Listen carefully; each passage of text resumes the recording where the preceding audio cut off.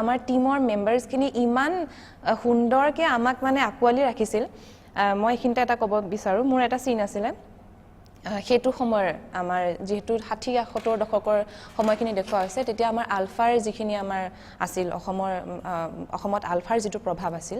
আলফাৰ সেই সময়খিনিত তেওঁলোকৰ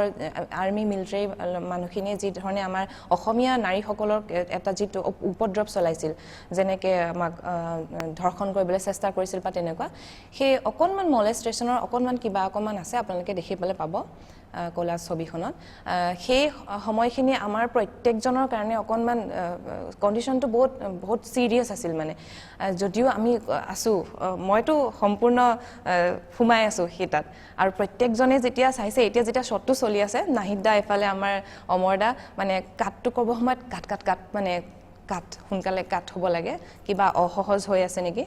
যদিও আমি সম্পূৰ্ণ কেৰেক্টাৰত সোমাই আছোঁ এইটো সম্পূৰ্ণ মেথডত গৈ আছে মই মেথডে ইউজ কৰি আছোঁ তথাপিও